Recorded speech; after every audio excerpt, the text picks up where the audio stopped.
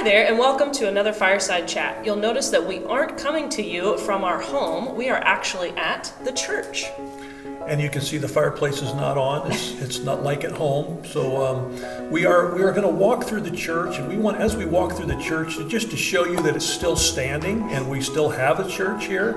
We're going to walk through and we're going to let you know what's going to happen in the weeks to come at Shawnee Church of the Nazarene. You know, I really miss hearing the sound of our kids as they worship with us, and then they have time here in the neighborhood. A lot of activity in this room. I know.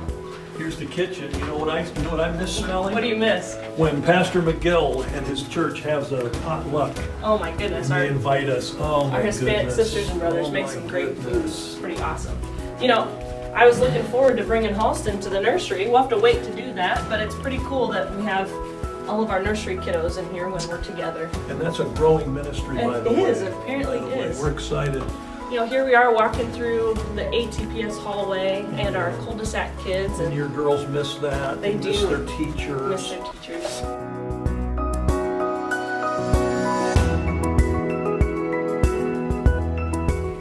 Here we are walking up the stairs. You know, I think of Alice on Sundays. She loves to run up these stairs and try to find her church buddy, Kelly Robinson, right here. Kelly Robinson. Yep. Yep. This is a hallway that's pretty busy on a Lots of Sunday morning. activity in this hallway. Adults, children. It's a real joy to see all what's going on in this part of the It sure church is. on Sunday morning. Yep.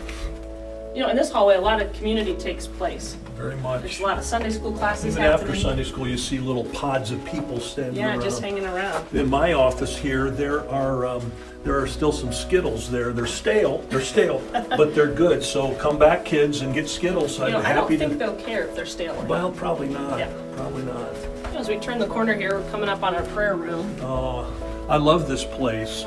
And you know what's? We're coming up to the 24-hour prayer that people will be hearing more about later. Obviously, we can't do it like we've always done it, but this is a special place.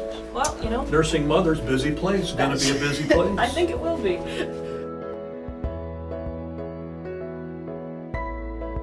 Now here we are in the foyer for not only the office, but where our Hispanic sisters and brothers gather for worship. Lots of activity going on here.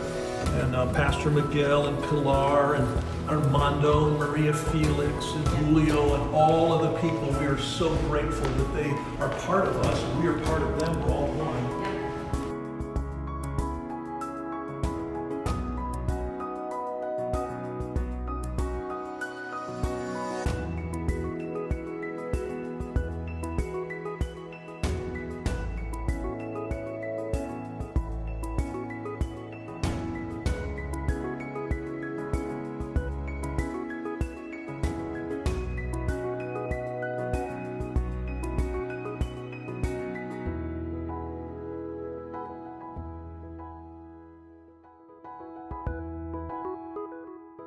You know, Pastor Chuck, this is where a lot of stuff has been taking place It's on this amazing. Sunday morning. It is absolutely amazing. I'm really thankful for Jonathan, who sits here, Lon Dagley, who sits here, and Braxton sits there, and Joel Ray sits over there. Yeah, every Sunday. They're great. Yep. They're great. This wouldn't happen without these people. No, it's a big deal. We are so grateful. Yep.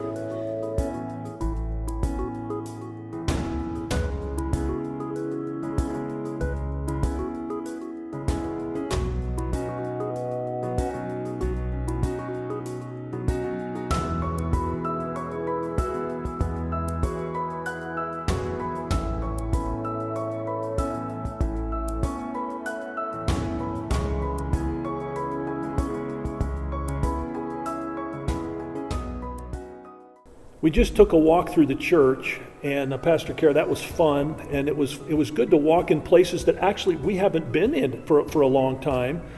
And we just wanted you to know what the plan is.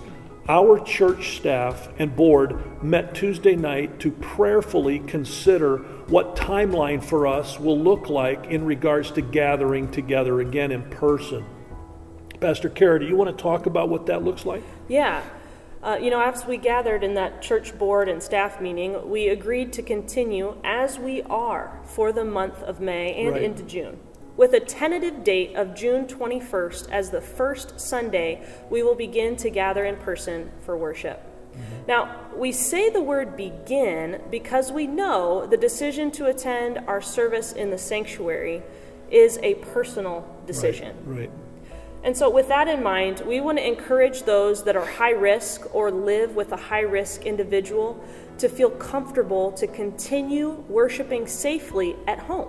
Right. Our services will continue to be available online as they have been, and we're so thankful that we can continue to do that into the future. It really is.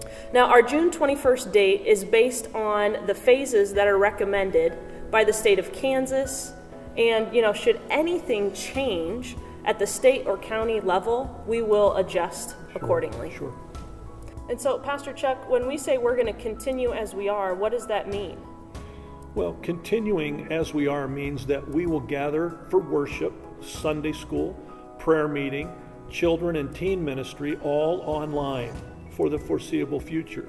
We are committed to continuing to reach out and connect in creative ways as we worship and fellowship with you. We're just so proud of you, church family. We're proud of the ways that you care for others, for one another.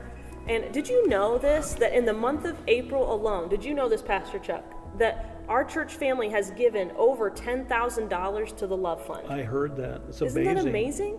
And did you know, well, tell us, what were we able to do with some of those funds? We were able to do a number of things, and we haven't used nearly all of that yet, but we were able to do a number of things. One cool thing that we did is we helped Tanya Wetmore make some of the masks that she has been making. She's made over 500 masks, all on her own, and we were able to pay for some of those and donate 100 masks to the Shawnee Fire Department, who had put out a call that they needed masks. And so that was pretty cool that we were able to do that from the Love Fund, and that's just one of many examples. That's just amazing. In fact, Tim Wetmore, her husband, was so proud of her that he took some pictures and submitted it to a news outlet. And so watch this little clip and listen in for our church community to be mentioned in this clip.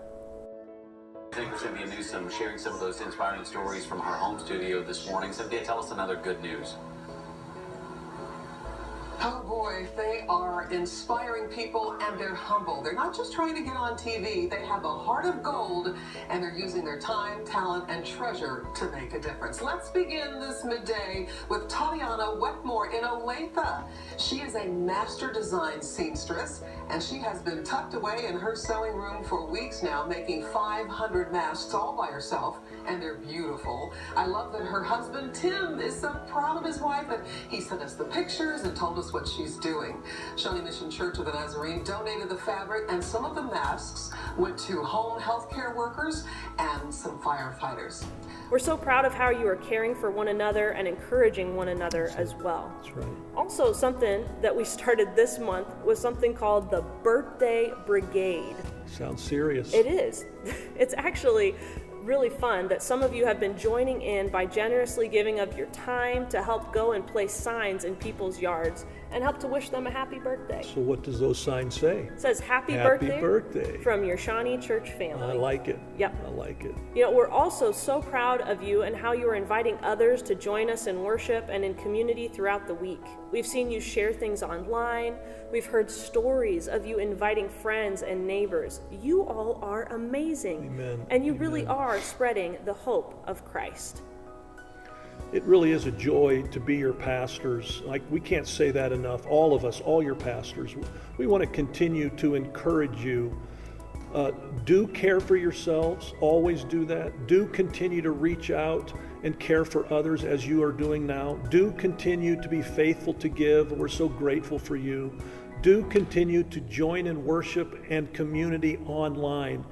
Do share the love and hope of Jesus Christ. And as a staff and a board, we're already dreaming about the day that we get to gather together again in person. And we know that it's going to be a glorious day. After all, we're reminded in Scripture that Jesus came in human form and spent time on this earth. Amen. So I just have to think, Pastor Chuck, there's got to be something important to us gathering together in person if Jesus came to us in human form. God bless you. We love you. Love you lots, and we look forward to the day that we'll see you again in person. And until then, we'll see you online.